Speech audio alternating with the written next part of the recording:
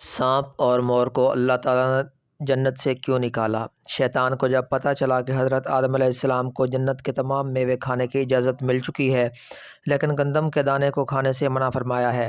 جنت میں شیطان کا داخلہ ممنوع تھا۔ شیطان 300 سال تک انتظار کرتا رہا کہ کوئی جنت سے باہر آئے اور اس سے اپنے مطلب کی بات کروں۔ ناظرین، اگر آپ نے ہمارے چینل دین اسلام کو سبسکرائب نہیں کیا تو جلدی سے ویڈیو کو لائک اور چینل کو سبسکرائب کر لیں۔ بسم اللہ الرحمن الرحیم۔ حضرت آدم علیہ السلام اللہ تعالیٰ نے روح بھی نہیں پھونکی تھی، تب سے ابلیس کی انسان سے عداوت اور دشمنی واضح تھی۔ پھر اللہ تعالیٰ نے حضرت آدم علیہ السلام میں اپنی روح پھونکی۔ جیسے ہی روح اس مجسمے میں سر کی طرف سے داخل کی گئی تو حضرت آدم علیہ السلام کو چھینک آ گئی۔ حضرت آدم علیہ السلام سے کہا کہ الحمدللہ کہیے۔ انہوں نے کہہ دیا۔ اللہ تعالیٰ کی اس تعریف کے جواب میں اللہ تعالیٰ نے فرمایا، تجھ پر تیرا رب رحم فرمائے۔ جب روح ان کی آنکھوں میں داخل ہوئی اور ان کی آنکھوں نے جنت کے پھلوں کو دیکھا تو غور و فکر کرنے لگے۔ پھر روح پیٹ میں داخل ہوئی تو کھانے کی طلب ہوئی، یعنی روح ابھی ٹانگوں تک نہیں پہنچی تھی اور کھانے کی خواہش محسوس ہونے لگی۔ جب حضرت آدم علیہ السلام میں روح پھونک دی گئی تو اللہ تعالیٰ نے ان کی پشت مبارک پر ہاتھ پھیرا، جس سے قیامت تک کے آنے والے تمام انسان باہر آ گئے۔ حضرت آدم علیہ السلام کی تمام اولاد ان کے سامنے ظاہر ہو گئی۔ یہ بات قرآن اور حدیث سے بھی واضح ہے۔ پھر اللہ نے اولاد آدم سے انہی کے بارے میں اقرار لیا کہ کیا میں تمہارا رب نہیں؟ تو تمام انسانوں نے جواب دیا کہ ہم اقرار کرتے ہیں کہ تو ہی ہمارا رب ہے۔ اللہ تعالیٰ نے حضرت آدم علیہ السلام میں اپنی روح پھونک کر فرشتوں اور جنوں سے انسان کو سجدہ کرنے کو حکم دیا۔ ابلیس کے علاوہ سب نے حضرت آدم علیہ السلام کو سجدہ کیا۔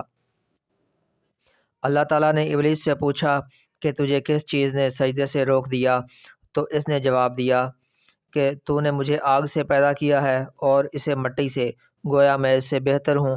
اللہ تعالیٰ نے اس کی سرکشی پر اسے سزا دیتے ہوئے فرمایا، اس جنت سے اتر جا، تجھے کوئی حق حاصل نہیں، جنت میں رہ کر تو تکبر کرے۔ ابلیس نے جواب میں کہا کہ مجھے قیامت تک مہلت دے دی جائے، یعنی کہ اتنی لمبی عمر دے دیجیے کہ قیامت تک مجھے موت نہ آئے۔ جب تمام انسانوں کو دوبارہ زندہ کیا جائے گا، اللہ تعالیٰ نے فرمایا کہ تجھے ایک وقت مقررہ تک مہلت دے دی گئی ہے۔ پھر ابلیس نے کہا، میں قسم کھاتا ہوں کہ انسانوں کی گمراہی کے لیے تیرے سیدھے راستے پر بیٹھ جاؤں گا، پھر میں ان کے آگے سے، پیچھے سے، دائیں سے اور بائیں سے ان کے پاس آؤں گا اور تو انہیں شکر گزار ہرگز نہیں پائے گا، سوائے ان کے جو تیرے مخلص بندے ہوں گے، اور وہ میرے بہکاوے میں نہیں آئیں گے۔ اللہ نے اسے ذلیل و خوار کر کے وہاں سے نکال دیا اور فرمایا کہ ان میں سے جو شخص بھی تیرے حکم مانے گا، میں ایسے تمام لوگوں سے جہنم کو بھر دوں گا اور میرے بندوں پر تیرا کوئی غلبہ نہیں ہوگا۔ اس طرح یہ واضح ہوا کہ سب سے پہلا گناہ تکبر ہے۔ اس لیے علماء کرام کے مطابق تمام گناہوں کی جڑ تکبر ہے۔ اللہ تعالیٰ نے حضرت آدم علیہ السلام کو جاہل نہیں بلکہ علم والا پیدا کیا تھا۔ جب اللہ نے حضرت آدم علیہ السلام میں مکمل روح ڈال دی تو وہ اپنے پیروں پر کھڑے ہو گئے، تو اللہ نے انہیں حکم دیا کہ جاؤ فرشتوں کی جماعت کو السلام علیکم کہو۔ حضرت آدم علیہ السلام کے سلام کے جواب میں انہوں نے وعلیکم السلام ورحمۃ اللہ کہا۔ اللہ تعالیٰ نے فرمایا کہ یہ تیرا اور تیری اولاد کا آپس میں ایک دوسرے کو تحفہ اور ہدیہ ہے۔ اللہ تعالیٰ نے حضرت آدم علیہ السلام کو ابتدا میں ہی تمام نام سکھا دیے۔ وہ اللہ تعالیٰ کے حکم سے آسمان اور زمین کی ہر چیز کا نام اور ان کا استعمال جانتے تھے۔ اللہ تعالیٰ نے ان تمام چیزوں کا نام جب فرشتوں سے پوچھا تو وہ ان چیزوں کے نام نہیں جانتے تھے۔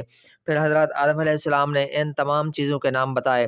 تب اللہ تعالیٰ نے فرشتوں سے فرمایا کہ میں نے تمہیں نہیں کہا تھا کہ وہ جانتا ہوں جو تم نہیں جانتے۔ پھر ایک روز جب حضرت آدم علیہ السلام سو رہے تھے تو اللہ تعالیٰ نے ان کی بائیں پسلی سے حضرت حوا علیہ السلام کو پیدا فرمایا اور انہیں حضرت آدم علیہ السلام کا ہمسفر بنایا۔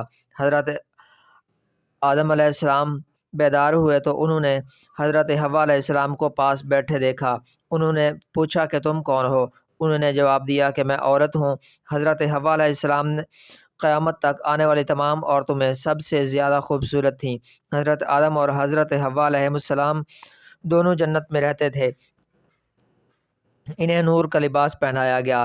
جب ابلیس نے انہیں گمراہ کرنا شروع کر دیا اور اللہ تعالیٰ نے جس درخت کے پاس جانے سے انہیں منع کیا تھا، شیطان نے انہیں وہی کھانے پر مجبور کر دیا اور اس پر جھوٹی قسمیں بھی کھائیں۔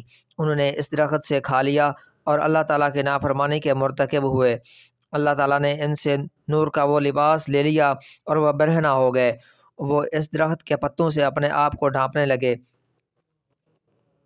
لیکن اس گناہ کے بعد غرور و تکبر کی جگہ وہ اللہ تعالیٰ سے معافی مانگنے لگے اور اس کی مغفرت کے طلبگار ہوئے۔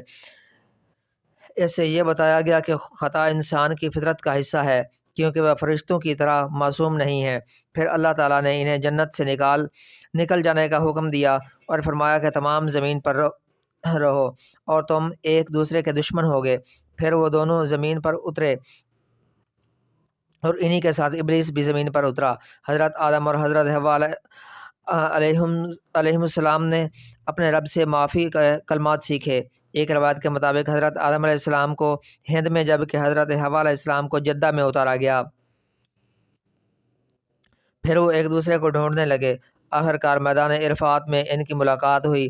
حضرت حوا علیہ السلام نے 20 ولادتوں میں 40 بچوں کو جنم دیا۔ ہر ولادت میں ایک لڑکا اور ایک لڑکی پیدا ہوتی تھی۔ سب سے پہلا جوڑا قابیل اور ان کی بہن کمین کا تھا، اور اس طرح زمین پر نسل انسانی کی افزائش شروع ہو گئی۔ حضرت عبداللہ بن عباس رضی اللہ تعالیٰ عنہ نے ارشاد فرمایا، بے شک اللہ تعالیٰ نے آدم کو جمعہ کے دن عصر کے بعد پیدا فرمایا اور آپ کو ظاہری زمین کی ایک مٹھی مٹی سے پیدا فرمایا، اس لیے آپ کو آدم کہتے ہیں اور آپ کی اولاد کو آدمی یعنی آدم والا کہتے ہیں۔ حضرت آدم علیہ السلام کا مبارک خمیر جسم مٹی سے تیار ہوا اور اس سے بچ جانے والی مٹی شریف سے کھجور کا درخت بنایا گیا، جیسا کہ حضرت مولا علی رضی اللہ تعالیٰ عنہ بیان کرتے ہیں کہ حضور صلی اللہ علیہ وآلہ وسلم نے ارشاد فرمایا کہ کھجور کا احترام کرو، کیونکہ یہ تمہارے والد حضرت آدم علیہ السلام کی بچی ہوئی مٹی سے پیدا کی گئی ہے۔ اللہ پاک نے حضرت آدم علیہ السلام کو بغیر ماں باپ کے مٹی پیدا فرمایا۔ اللہ پاک نے حضرت آدم علیہ السلام سے حضرت بی بی حوا کو پیدا فرمایا۔ حضرت آدم علیہ السلام نے ان کی طرف دست محبت بڑھانے کا ارادہ کیا تو فرشتوں نے عرض کی، اے آدم ٹھہر جائیں، پہلے ان کا مہر ادا کریں۔ آپ علیہ السلام نے فرمایا، ان کا مہر کیا ہے؟ فرشتے نے عرض کی کہ ان کا مہر یہ ہے، آپ ہمارے سردار محمد صلی اللہ علیہ وآلہ وسلم پر 3 یا 10 مرتبہ درود پاک پڑھیں۔ چنانچہ آپ علیہ السلام نے درود پڑھا اور فرشتوں کی گواہی سے آپ کا حضرت بی بی حوا سے نکاح ہو گیا۔ اس سے معلوم ہوا کہ نبی پاک صلی اللہ علیہ وآلہ وسلم پر موجود چیز کے لیے وسیلہ ہیں، یہاں تک کہ اپنے والد حضرت آدم علیہ السلام کا بھی وسیلہ ہے۔ حضرت آدم علیہ السلام نے 960 برس کی زندگی پائی، جبکہ آدم علیہ السلام کی زندگی 1000 سال کی تھی، کیونکہ جب آدم علیہ السلام جنت میں تھے تو اللہ تعالیٰ نے حضرت آدم کو ان کی تمام اولاد جن جن کو نبوت ملنی تھی، ان کی شخصیت، ان کی عمر حضرت آدم کے سامنے واضح کر دی۔ آپ نے جب حضرت داؤد علیہ السلام کی عمر کو 60 سال تک دیکھا تو اللہ سے کہنے لگے، اے اللہ پاک، میری عمر کے 40 سال میرے پوتے داؤد کو دے دو۔ تو یوں آپ کی دعا قبول ہو گئی۔ اللہ نے آدم علیہ السلام کو 2 فرزند عطا کیے، حابیل اور قابیل، لیکن شیطان کے وسوسوں کی وجہ سے جب قابیل کے ہاتھوں حابیل قتل ہوئے تو حضرت آدم علیہ السلام اندر سے ٹوٹ گئے اور بار بار اللہ کے دربار میں دعا مانگنے لگے۔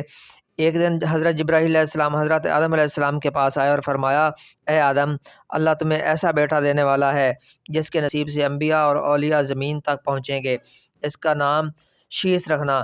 شیس کا مطلب ہے کہ اللہ کا عطا کیا گیا تحفہ، اور یوں اللہ نے آدم کی نسل کو زمین پہ بھیجا۔ جب حضرت آدم علیہ السلام کا آخری وقت آیا تو آپ نے اپنے بیٹوں سے کہا کہ میرا دل کرتا ہے کہ میں جنت کا پھل کھاؤں۔ آپ کے بیٹے زمین پر جنت کے پھل ڈھونڈنے لگے۔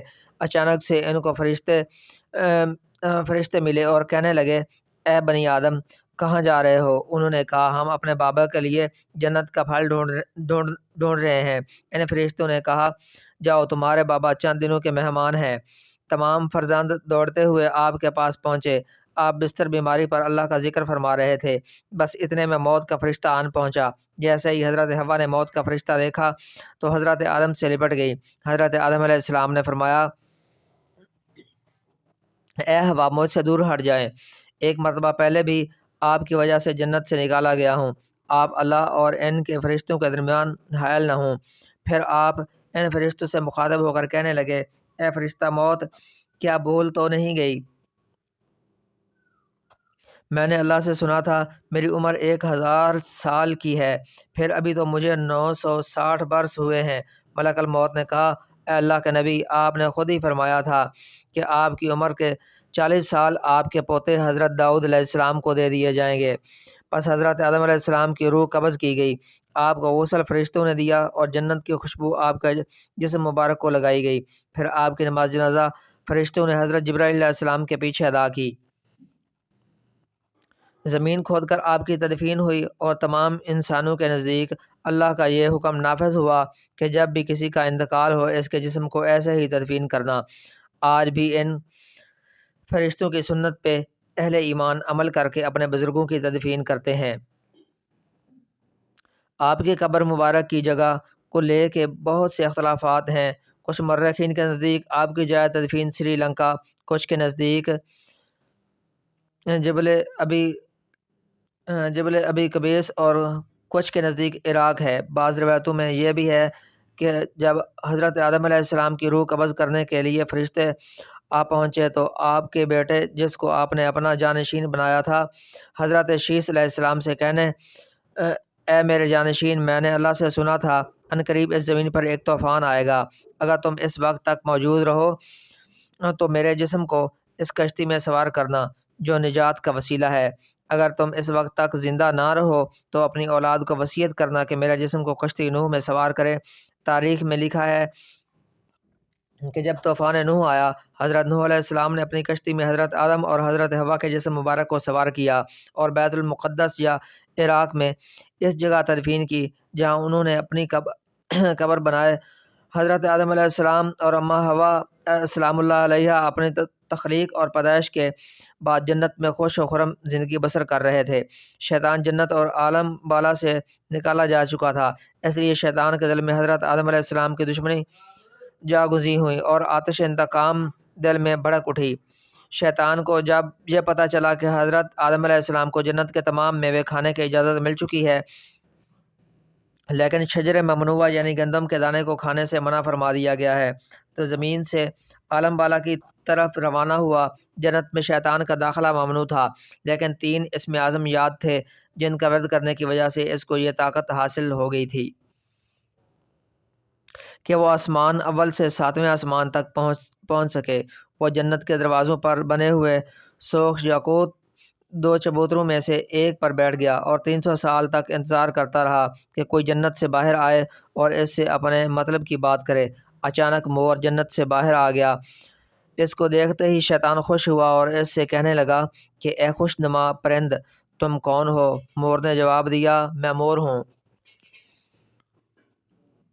مور نے کہا کہ تم اپنا تعارف کراؤ۔ شیطان نے کہا، میں عالم کروبیہ کا ایک فرشتہ ہوں اور ایک لمحے کے لیے بھی اللہ کی یاد سے غافل نہیں ہوں۔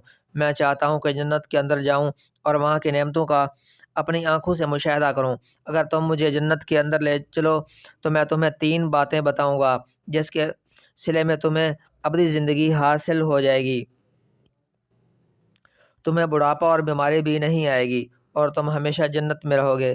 لالچ میں آ کر مور نے کہا کہ مجھ میں تو اتنی طاقت نہیں کہ میں تمہیں جنت لے جاؤں، لیکن ایک سانپ میرا دوست ہے، وہ شاید تمہاری کوئی مدد کر سکے۔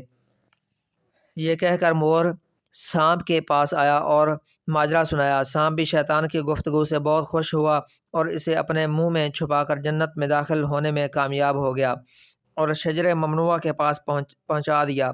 دوسری جانب جنت کے نگہبان کو فوراً یہ اطلاع مل گئی کہ شیطان جنت میں داخل ہو چکا ہے۔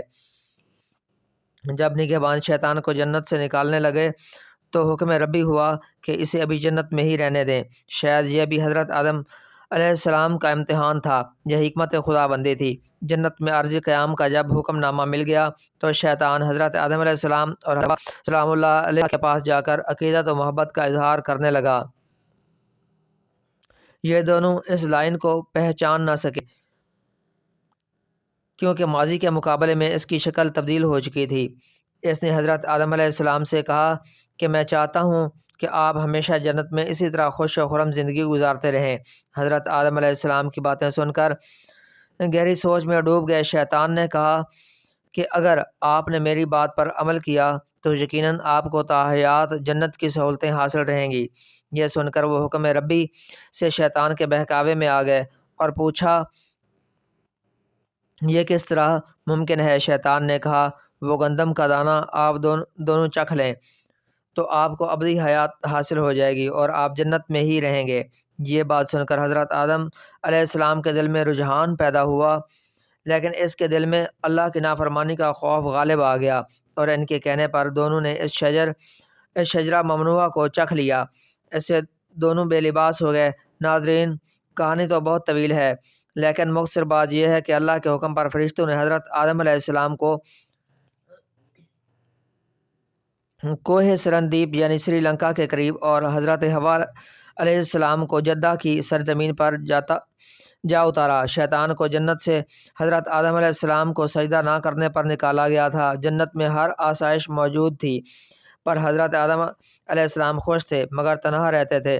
پھر اللہ تعالیٰ نے ان کی تنہائی کو ختم کرنے کے لیے ان کی پسلیوں سے حضرت حوا کو پیدا فرمایا۔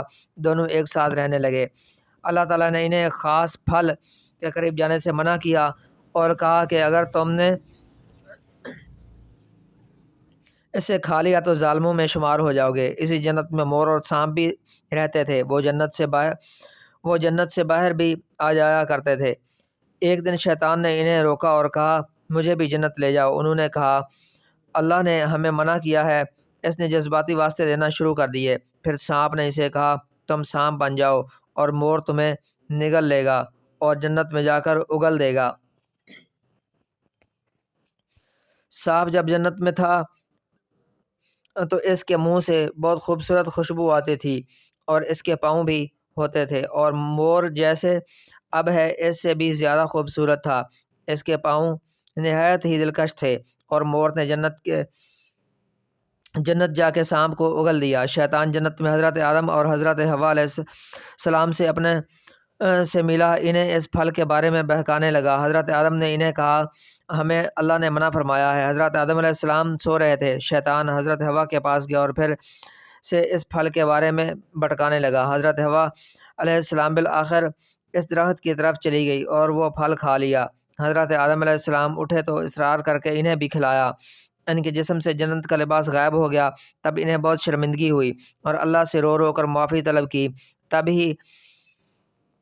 تبھی سے جن پاؤں سے مور شیطان کو لے کر جنت آیا تھا اس سے وہ خوبصورت پاؤں واپس لے لیے، بدصورت پاؤں بنا دیے، اور جس منہ سے سانپ نے یہ مشورہ دیا تھا اس سے اس کے منہ کی خوشبو چھین لی اور پاؤں بھی اور جنت سے نکال دیے گئے۔ اللہ سے دعا ہے کہ وہ ہمیں تمام برائیوں سے دور فرما کر نیک عمل کرنے کی توفیق عطا فرمائے اور ہمیں نبی پاک صلی اللہ علیہ وآلہ وسلم اور ان کی آل پاک سے سچی محبت عطا فرمائے، آمین۔ ناظرین، کمنٹ باکس میں اللہ تعالیٰ کے 99 ناموں میں سے ایک نام ضرور ٹائپ کریں۔